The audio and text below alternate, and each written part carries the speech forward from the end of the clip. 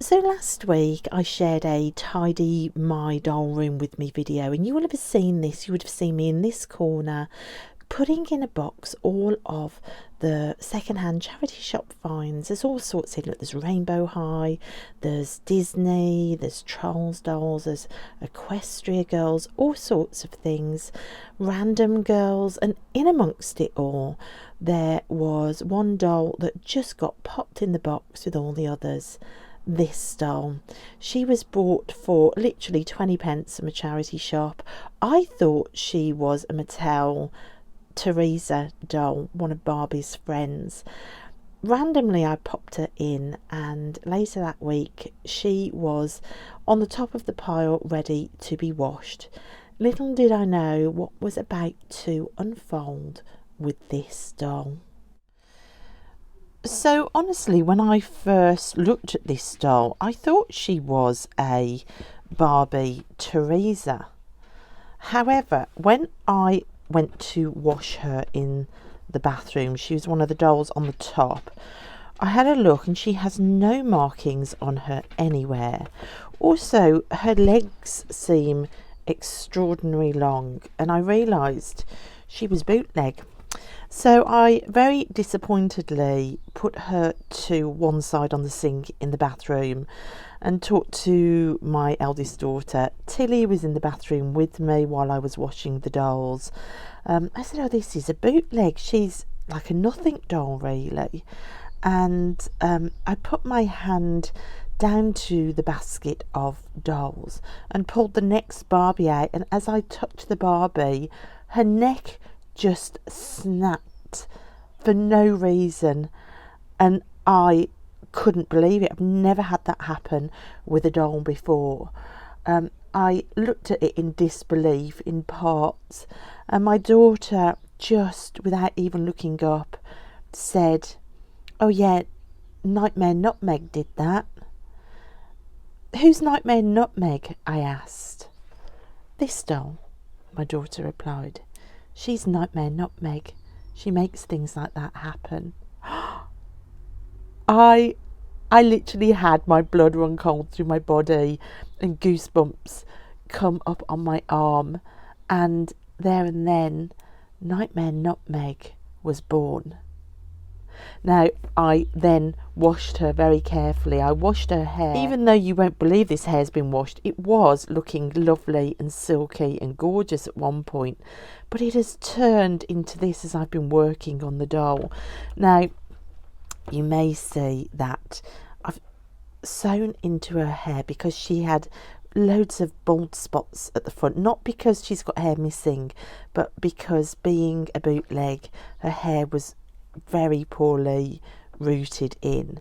So I've kind of wanted to make a feature of that. So this net here is a burgundy onion bag that onions came in from the supermarket, and I just thought it matched the colour of her lipstick perfectly. And onions hurt, they hurt your eyes, they make you cry, so I wanted to incorporate this net. It was going to be like, I wanted her to be veiled, so I sewed it through her hair, and then where there were all bald spots, I pulled the hair through. I liked the idea of almost like Medusa like snakes, like some doll that you only have to look at them wrong and they turn you to stone. They're all aspects of nightmares for me.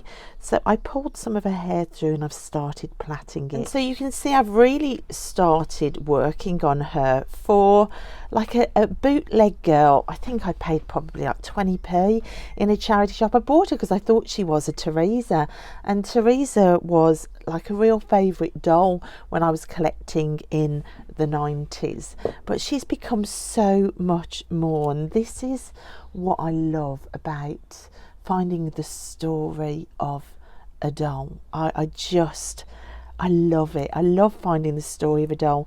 So my daughter Tilly, she named her Nightmare Nutmeg. I told my other daughter about the story that was evolving, and my daughter squared up to her saying, well, I'm not scared of you. And later I heard her in my doll room apologising to the doll. So there is something about this doll that is amazing. So we've started making a veil. I looked through all my doll clothes, absolutely nothing matched a Nightmare Nutmeg. So what I've been doing this week, which I wanted to share with you on a Calm Collecting Sunday, is I've been making her an outfit. And I had this idea of kind of like some sort of old, falling apart vintage lace, and like black lace and a black lace veil over the top of this, like that kind of sort of Victorian lady in mourning type outfit. So what this is, now I am not a seamstress, guys. I do have a knitted textile degree, so I am used to manipulating fabric, but even on my textile degree I couldn't go the way of pattern knitwear because I just couldn't bear the maths element of that. And I'm the same with sewing. I ended up doing knitted sculpture because it's free form, and that's what you're going to see if I share anything to do with sewing. Now, I adore vintage lace. I collect vintage lace wherever I go in a charity shop. If I see vintage lace like these doilies, I will buy them. So you can see this is a doily that I just cross cut in the center to make a space for her body to go through. And then this top bit is just a square of vintage lace that I found like for 10p in a charity shop, that I've put underneath it a layer of black lace. The black lace, my auntie unfortunately is no longer with us. She used to have a haberdashery shop, like imagine Ollivander's wand shop in Harry Potter, and then fill it with needles and lace and a crickety old wooden circular staircase with boxes of lace. That was my aunt's shop, and when she closed the shop she gave me a load of vintage lace. So I do have a lot of vintage lace. Look at the card it's on, it's just on like vintage card as well. So I have loads of lace from her. This black lace, I lined it, and I'm now cutting and sewing black lace. I've done the front, I'm just about to do the same on the back. If I show you what that looks like on her, I've had to design this so it slides on because I've got no Velcro at the moment. I'm still trying to sort out like Velcro and kits for sewing dolls clothes, because this is new to me. This is the first outfit I've ever tried to sew for a doll, but I think I'm getting close to what I want for her. Also, I started to try and make her a hat. I know this looks terrible at the minute. All my offcut lace from this I just joined in a big pile and tried to hot glue gun it together, and I've been up to the loft into all my Halloween decorations, and I've just found some like spider web type stuff that I put up every Halloween that has spiders in. I want to glue gun spiders over this bit because I can't put these up anymore. My son has a pathological fear of spiders and he hates those Halloween decorations going up, so they were obsolete anyway. But I'm going to cover all this hot glue with spiders to make like some sort of a strange veil hat for her. I love the fact that she's got this smile. Once you start to add nightmare elements to her, that smile becomes quite foreboding, I think. So let me put her on a stand and I will show you what we've got so far. So I spent last night watching doll videos, watching you lot who make doll videos, and sewing this outfit. I want to try and finish her today, or get her further down the line today. I think these adventures with our dolls are always ongoing. So let me pop her on a doll stand and I'll show you her standing up. So here she is so far. I love her so far. She's really taking on the character that I want. So we're going to add spiders in. I'm also going to add the bat in, but not like the sweet bat like on my Soul Collector doll, but like the type of bat that once landed in the back of my hair on a summer's day sat on my family home's patio. Bat suddenly started dive bombing me and my mom, and we both ran to the French window sliding door to get into the house away from it, and my mom got in first and closed the door on me and wouldn't let me in, and this bat got tangled up in my hair, which is very similar to this, and got stuck in my hair with me screaming and my mom refusing to open the door because she didn't want the bat to come in. So I think I'm going to put this bat, which reminds me of that nightmare moment, in her hair somewhere, and the spiders on the hat. I really wanted something that covered her eyes, and I think that works perfectly. I am going to finish putting some trim black lace here. This sewn bit, I want to put some beads on that. Oh, the shoes. Now, I had a pair of, I don't even think these are Barbie boots. It says Skipper on the bottom, but they fit her feet. I had these just from an odd charity shop find, and I'm trying not to buy. I'm trying to find ways to interact and love my collection that isn't buying. So what I did last night, I tried it. Now what I used on the boots, I used a black Posca pen just to colour in the boot. To put the gold effect on it, I've got some of this treasure brass.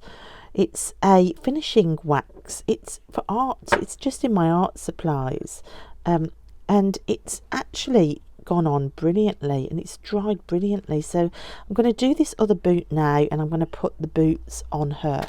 But I wanted to show you this effect because I'd got no black boots and she needed some black boots. So I think what I'm going to do, I am going to put my glue gun on to try and finish or add to the hat. I'm going to do the boots, and then we're going to sew the rest of her dress. So I hope this is interesting, guys. This ties into that idea of calm collecting, focusing on one doll, slowing it down, finding story, which I talked about in my last doll chat video, just having creative fun, bringing in that story for a doll.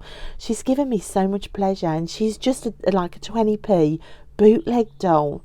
So our doll collecting doesn't need to break the bank. Oh, and by the way, if you wonder where I am currently sitting in my art studio with the garden door open and the birds singing. Spring has definitely sprung. Okay, so literally let's just do the next boot. So I am just literally colouring over the top of it to turn it into a black boot. There is no airs and graces. Like I say, you're never going to see me do something that is precise and like takes seamstress skills. You're never going to see that. What you are going to see is my ability to keep layering until something works. One of my exes very unkindly said, "You have no skills, you're just good at sticking stuff on stuff."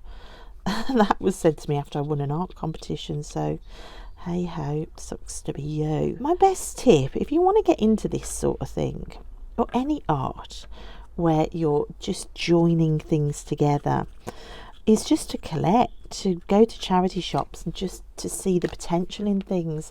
My kids through their lives have always known that they could come to me and say anything completely random for a project at school, and I've probably got a box with something in that we can make it with. There's never been a, well, I've got nothing for that. And it's because I'm constantly seeing the potential in things. It does mean though that my art studio is full of boxes of random stuff. So yeah, so we're just going to leave that for a second to dry. Let me show you this treasure brass. So I've hardly used this. This is to like age items, and it's literally just like wax.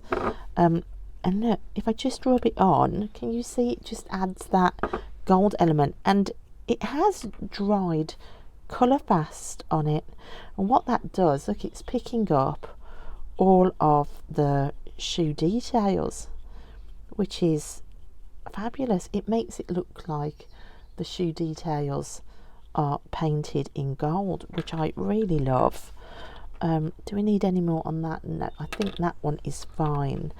So it's kind of that weird sort of aged look on it, and literally look how I can't even tell that I've used it, and I've had this a while, so it doesn't go off at all.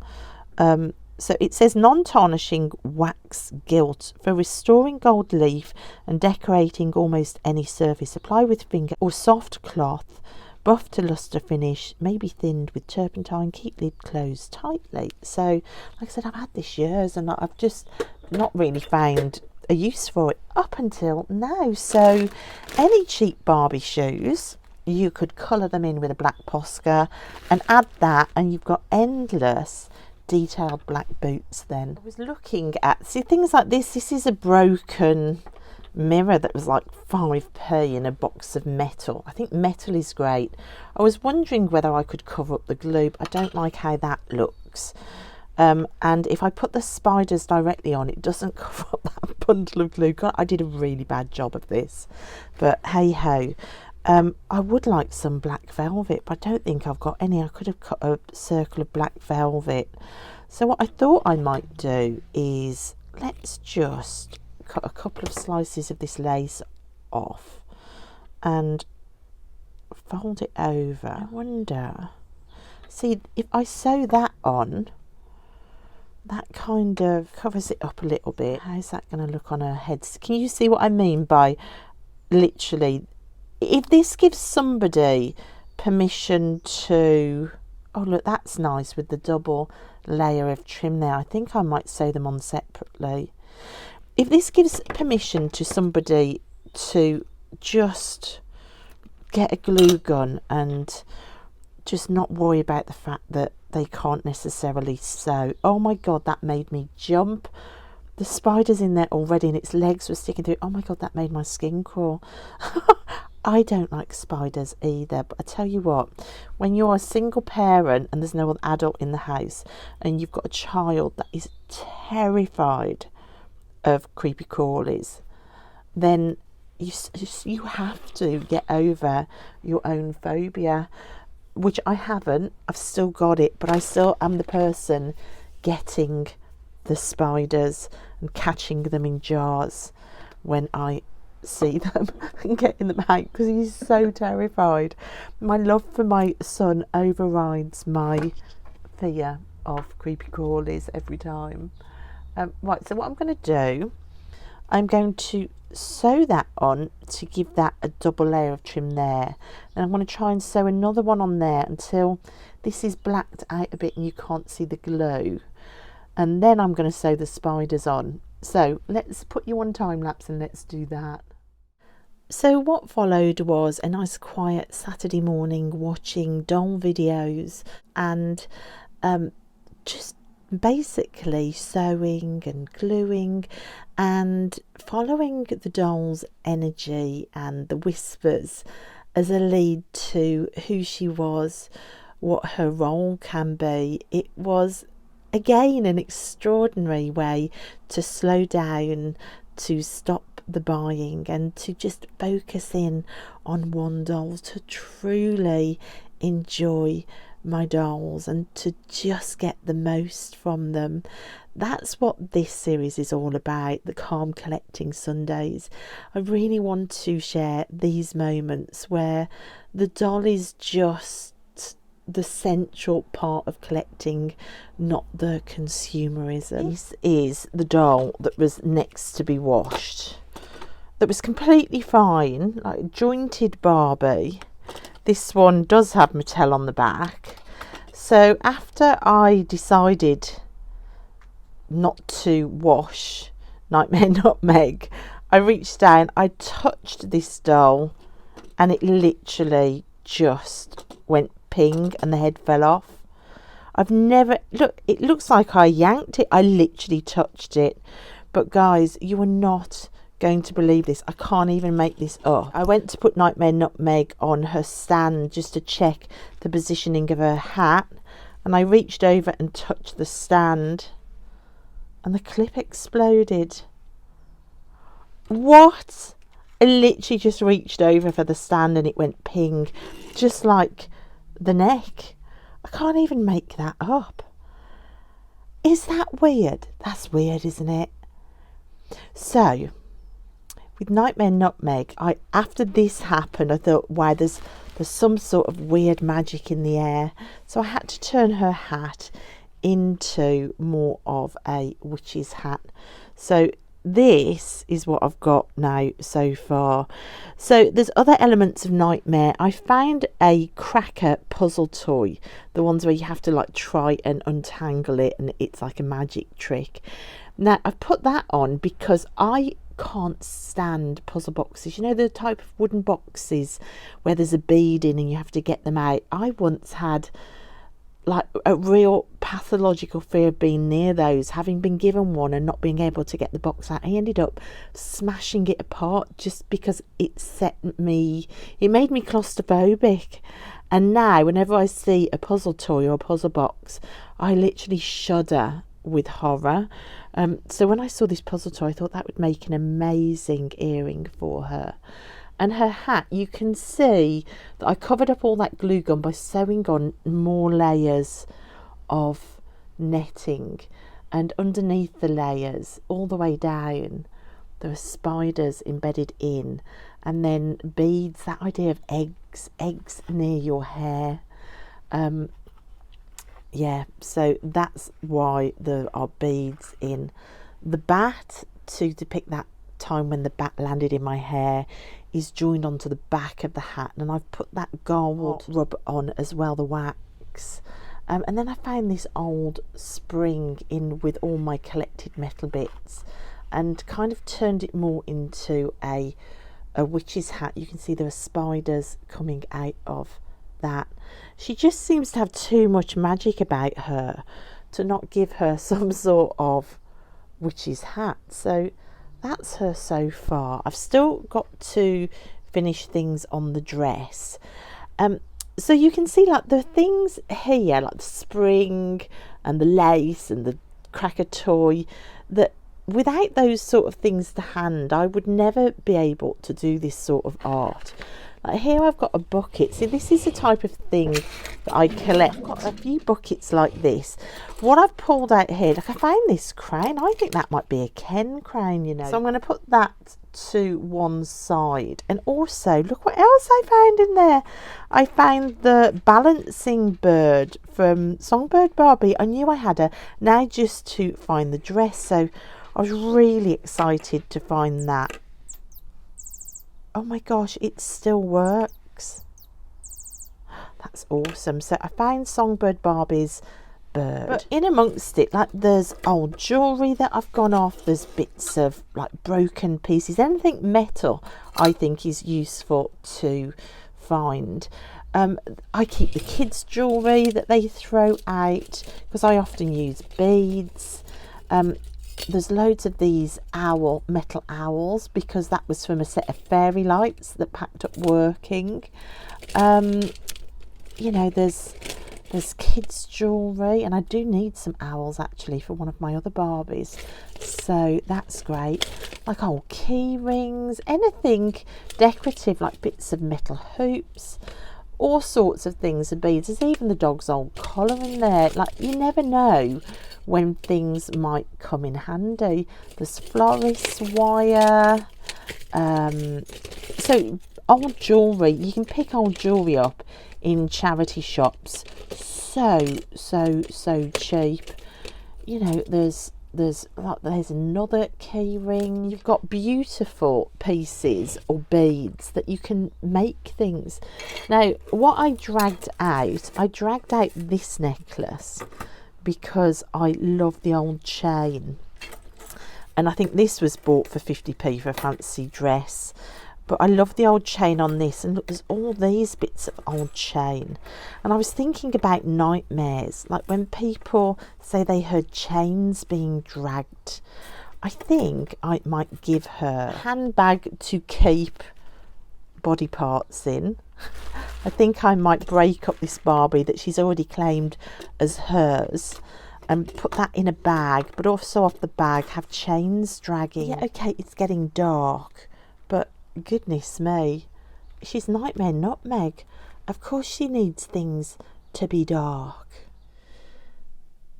So here she is, guys. She is finally finished.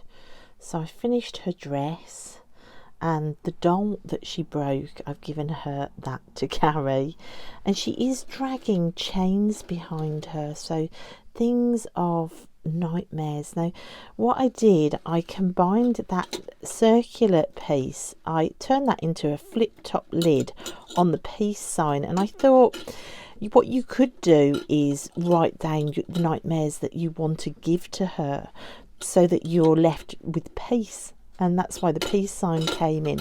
So it's kind of a little bit interactive. You could hand her nightmares as long as she's willing to work with us, which I think after making her a dress that suits her so well, I think she probably is going to be okay with the idea of working with me.